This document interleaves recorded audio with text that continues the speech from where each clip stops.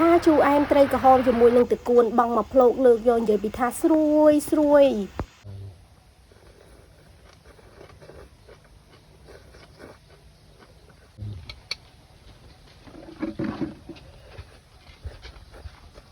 ពេលខ្លះចោលកំណត់នឹងធ្វើម្ហូបដែរបងប្អូនតែមិននឹកឃើញម្ហូបមួយមុខនេះបងប្អូនមានអីប្លែកហើយរសជាតិឆ្ងាញ់ដែរតាបងប្អូនជាពិសេសតែគួនយើងស្រួយស្រួយហើយយើងក៏រៀងចំណាយលុយអស់តិចដែរបងប្អូនថៃមកមួយមកហើយនឹងតគួនមក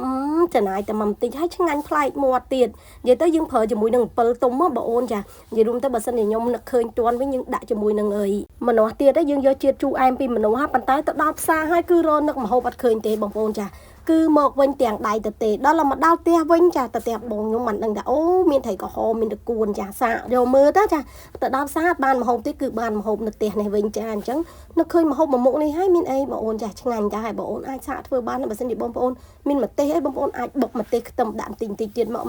អែមកប់មកប៉ុន្តែដោយសារថាខ្ញុំនឹកអត់តន់បងអូនចឹងហើយវាខ្វះមុខខ្វះក្រួយប៉ុន្តែរសជាតិអែមមកបងអូនឆ្ងាញ់មួយយ៉ាងដែរតាអ្នកខ្លះគាត់ថាចេះទៅសើម៉ែកឆែតែបកាយរោនុកធ្វើម្ហូបបកាយធ្វើម្ហូបអ្វីក៏ទំនងអ្វីក៏ឆ្ងាញ់អញ្ចឹងណា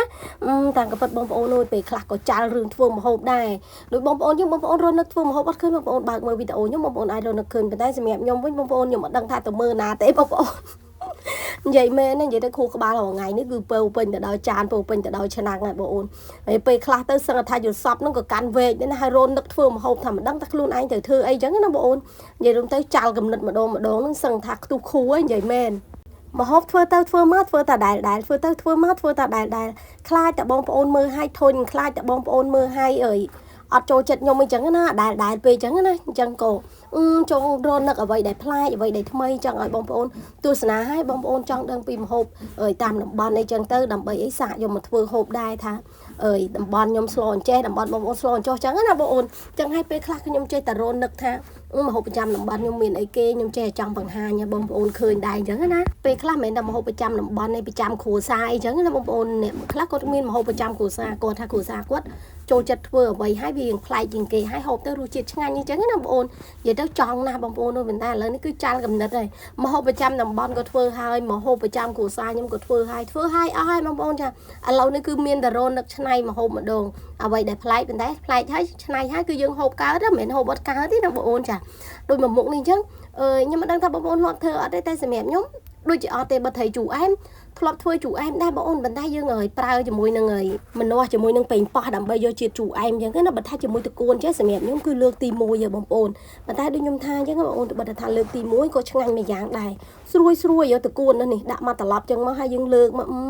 គ្រាន់តែបងអូនឃើញតគួនហ្នឹងក៏ទៅនោះដែរបងប្អូនតគួននេះបើសិនជាយើងជ្រលក់ជាមួយនឹងទឹកត្រីម្រេចឬមួយក៏ទឹកត្រី7ទុំបុកបងប្អូនក៏ឆ្ងាញ់មួយយ៉ាងដែរឥឡូវនេះគឺសូបហើយបងប្អូនចាឥឡូវគឺដល់មកហូបហើយតាបងអូនទៅទស្សនាទាំងអស់គ្នាថាដល់នេះទីស្រក់ទឹកមាត់ហើយចាំស្ដាប់មើលថាតគួនដែលខ្ញុំនិយាយថាស្រួយហ្នឹងតើវាស្រួយមែនអត់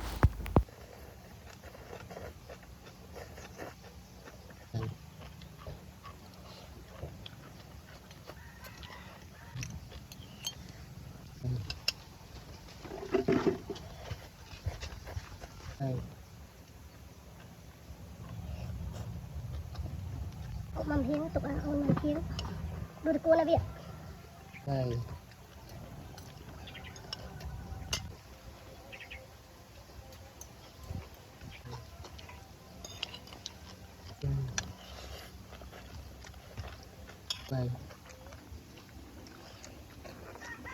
ហើយ